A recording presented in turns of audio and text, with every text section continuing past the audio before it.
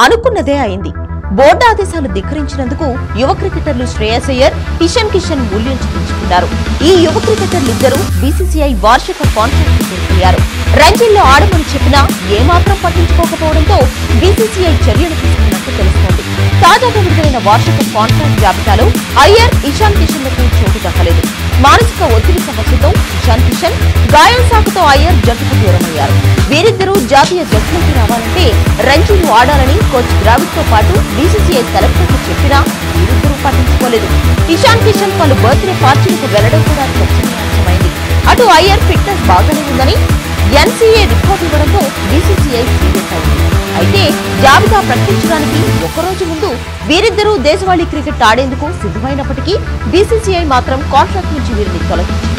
ఇదిలా ఉంటే జాతీయ జట్టుకు దూరమైన చండీగఢ్ పుజారా, అజింక్య రహానేలకు కూడా కాంట్రాక్ట్ జాబితాలో చోటు దక్కలేదు. పుజారా రంజీల్లో పరుగుల వరద పారిస్తున్నా ఇంగ్లాండ్తో సిరీస్ కు సెలెక్టర్లు ఎంపిక చేయలేదు. తాజాగా కాంట్రాక్ట్ కూడా కోల్పోయిన వేళ వీరిద్దరి కెరీర్ ముగిసినట్లేనని చెప్పొచ్చు. కాగా గ్రేడ్ ఏ ప్లస్ లో 4 ఆటగాళ్లకు మాత్రమే చోటు దక్కింది. రోహిత్ శర్మ, కోహ్లీ, బూమ్రా, జడేజా ఏ ప్లస్ లో ఉన్నారు. గ్రేడ్ ఏలో అశ్విన్, షమి, సిరాజ్, రాహుల్, గిల్, పాండ్యా ఉన్నారు. గ్రేడ్ బిలో సూర్యకుమార్ యాదవ్, పంత్, కుల్దీప్ యాదవ్, అక్షర్ పటేల్, జైస్వాల్ చోటు దక్కించుకున్నారు.